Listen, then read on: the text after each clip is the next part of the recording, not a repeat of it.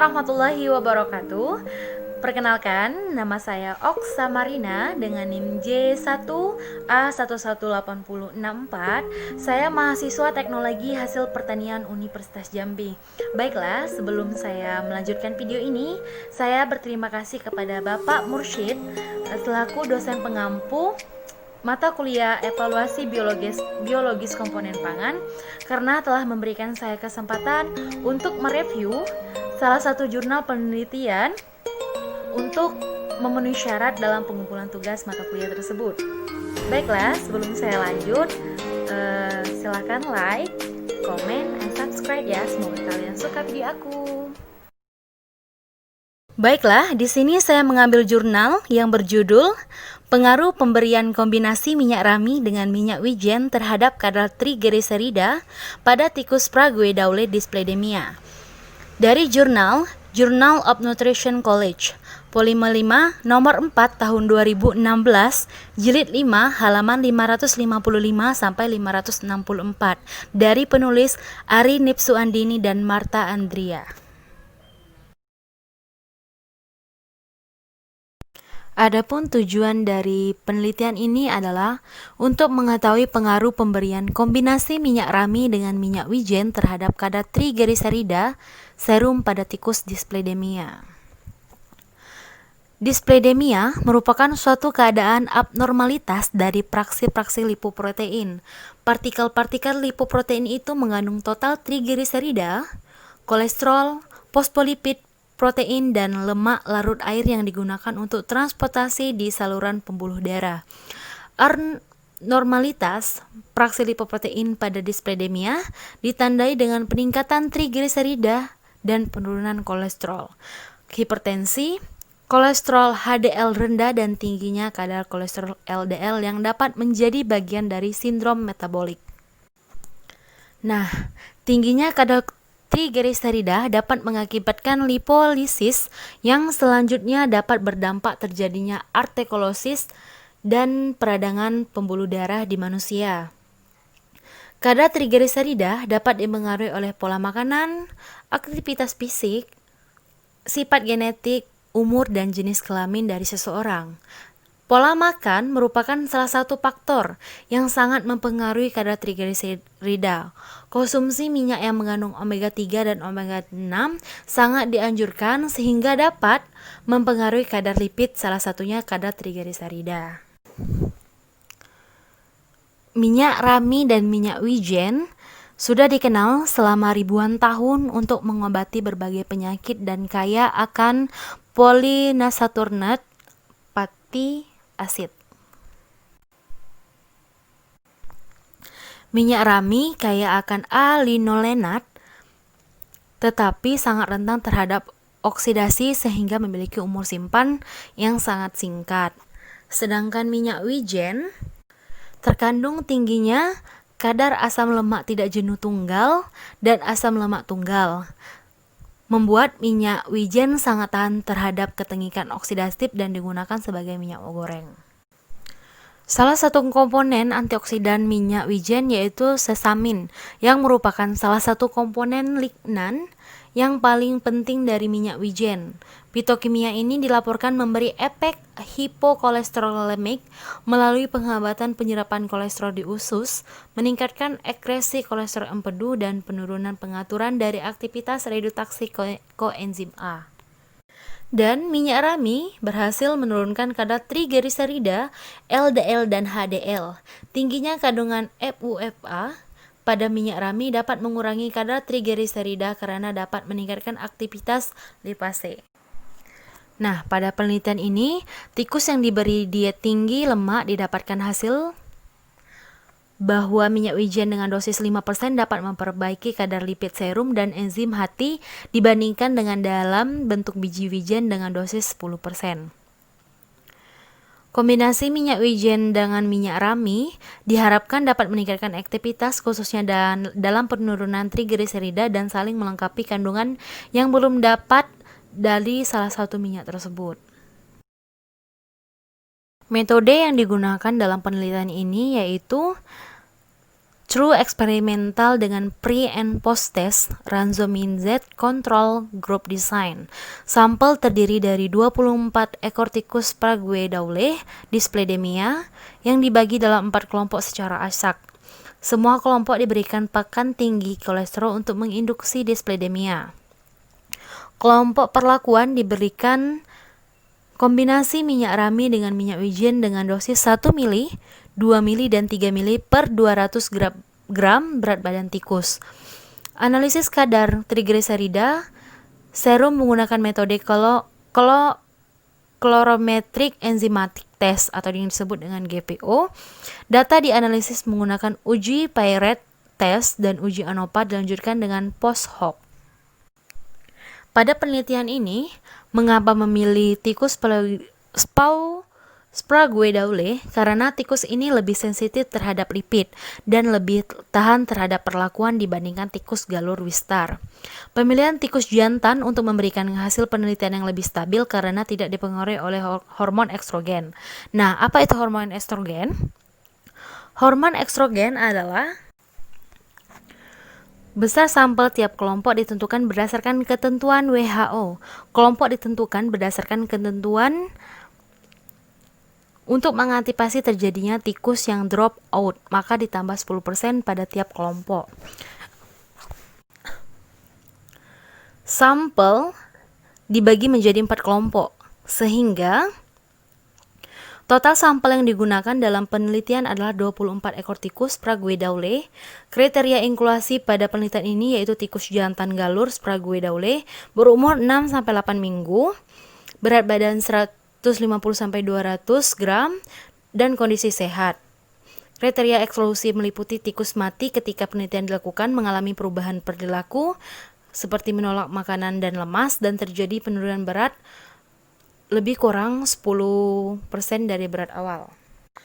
Variabel bebas penelitian ini adalah pemberian kombinasi minyak rami dengan minyak wijen, variabel terikat yaitu kadar trigliserida, dan variabel terkontrol meliputi galur tikus, umur, jenis dan kelamin, pakan, kandang, dan sistem perkandangan hewan coba. Nah, selanjutnya, ke-24 tikus diadaptasi selama 7 hari.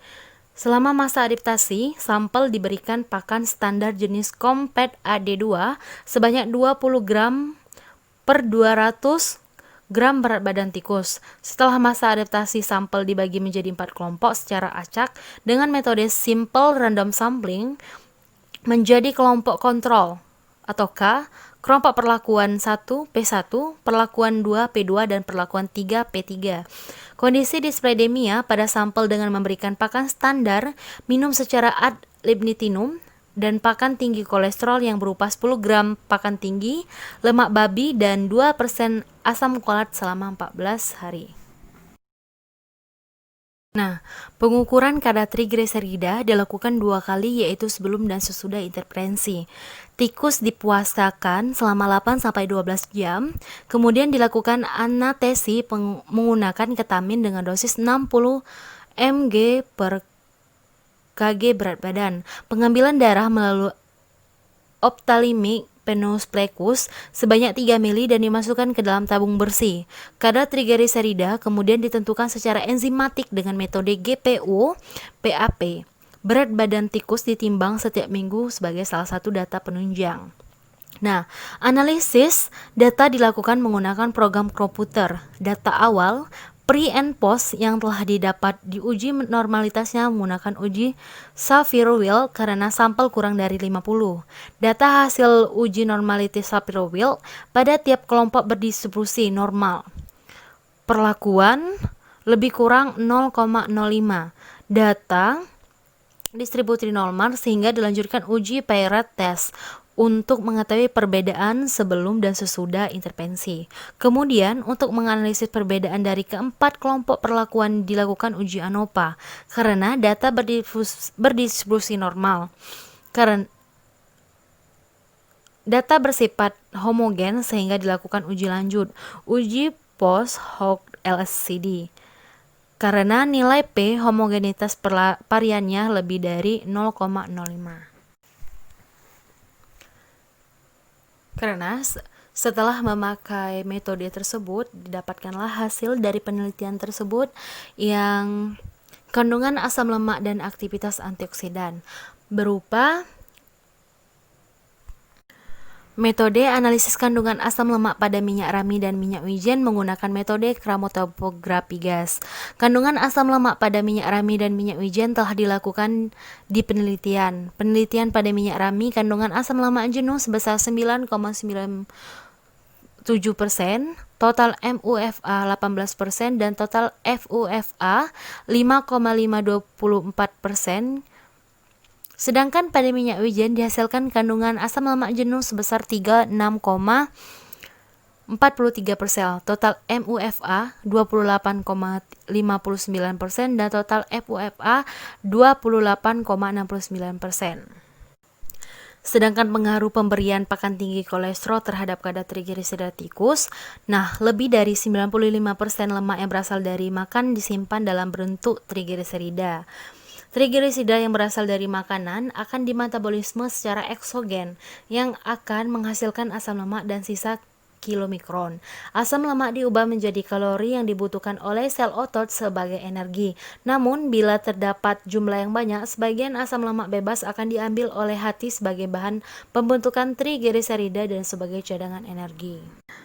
Metabolisme jarum endogen, yaitu trigliserida dan kolesterol yang disintesis oleh hati, diangkut secara endogen dalam bentuk FLDL kaya trigliserida.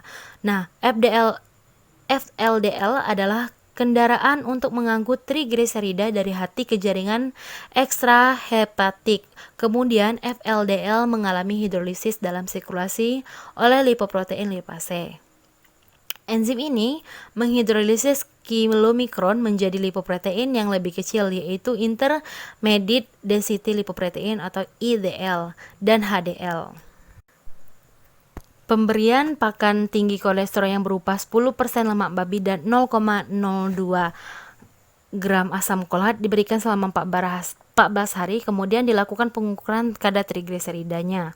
Selama 14 hari pemberian pakan tinggi kolesterol, maka selama proses interferensi yaitu 14 hari juga, sehingga baik kelompok kontrol dan kelompok perlakuan diberikan pakan standar kembali. Kelompok kontrol hanya diberikan pakan standar, sedangkan kelompok perlakuan diberikan kombinasi minyak wijen dan minyak rami. Pengaruh kombinasi minyak rami dengan minyak wijen terhadap kadar trigliserida. Penurunan kadar trigliserida setelah intervensi selama 14 hari membuktikan bahwa kombinasi minyak rami dengan minyak wijen dapat menurunkan kadar trigliserida karena senyawa-senyawa yang terdapat di kedua minyak tersebut. Hasil uji ANOVA menunjukkan bahwa adanya perbedaan yang bermakna sebelum dan sesudah intervensi pada kelompok perlakuan. Hasil uji lanjut post hoc LSD setelah perlakuan didapatkan terdapat perbedaan antar kelompok dengan P sama dengan 0,000 kadar trigliserida setelah intervensi pada kelompok perlakuan 1, dosis 1 ml per 200 gram berat badan, kelompok perlakuan 2, dosis 2, dan kelompok perlakuan 3, dosis 3.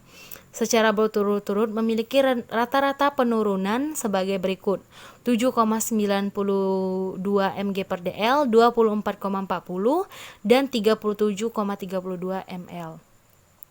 Penurunan paling tinggi pada kelompok perlakuan per 3, dosis kombinasi 3 ml per 200 gram berat badan dengan rata-rata penurunan 37,32 mg per dl dan rata-rata penurunan kadar trigliserida 90,20 kurang lebih 1,49 mg per dl. Dari hasil yang didapatkan tadi membuahi kesimpulan dari penelitian jurnal tersebut, yaitu pemberian pakan tinggi kolesterol selama 14 hari dihasilkan kadar trigliserida tikus di semua kelompok meningkat dengan rata-rata kadar trigliserida 134,61 mg per dl atau kurang lebih 130 mg dl. Kadar trigliserida tikus setelah pemberian intervensi, kadar trigliserida tikus perlakuan mengalami penurunan, sedangkan kadar trigliserida tikus kontrol mengalami peningkatan.